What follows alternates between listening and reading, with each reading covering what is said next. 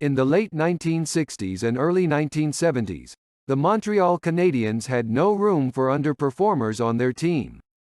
On the famous club's roster, there were enough talented and highly experienced players to put together several teams. Like all top teams, the old guard gradually retired and the team had to be reinforced with young players. But rookies spent as much time in the press box as on the ice. When in the spring of 1971 Dryden was called up from a farm club, he thought of it as a reward. If you showed good results on a farm team, you would get to suit up for more pro matches. Dryden appeared in 6 games and surprised everybody by putting on a superb performance, but also by helping the team to win 6 straight games. But nobody expected to see the young goaltender in the playoff series.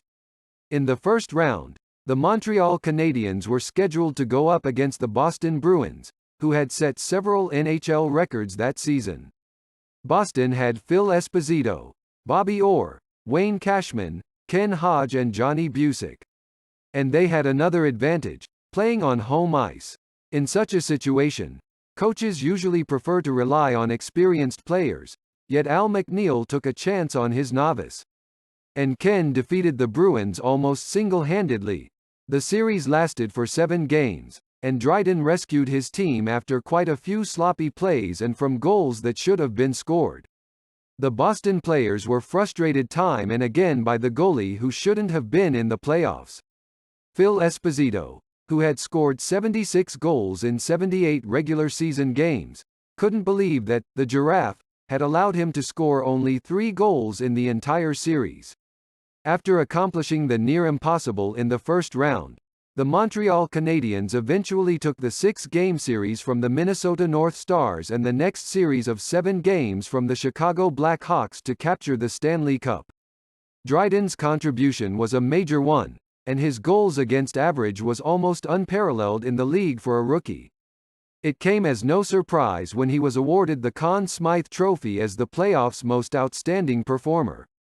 During his short first season in the NHL, Ken Dryden demonstrated brilliant technique as a goalie and an ability to win even in unfavorable situations, qualities acquired with experience.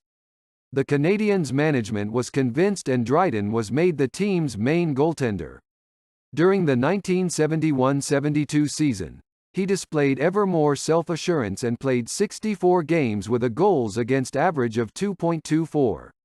He was elected Rookie of the Year and later became the first goalie in the NHL to get the Conn Smythe Trophy and then the Calder Trophy. The next year, Dryden was firmly established as the Montreal Canadiens' top goaltender and at the end of the season was awarded another prize, the Vezina Trophy, as the league's best goalie. But after winning 3 individual prizes and 2 Stanley Cups in 3 incomplete seasons in the NHL, Dryden suddenly declared that his career was over at age 26.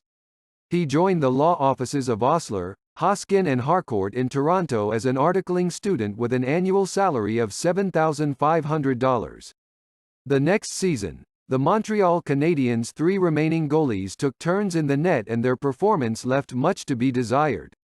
The season was over for the Montreal Canadiens when they were knocked out by the New York Rangers in the first round of the playoffs. Between seasons, the 2 parties came to a financial compromise and Dryden returned to the Montreal Canadiens.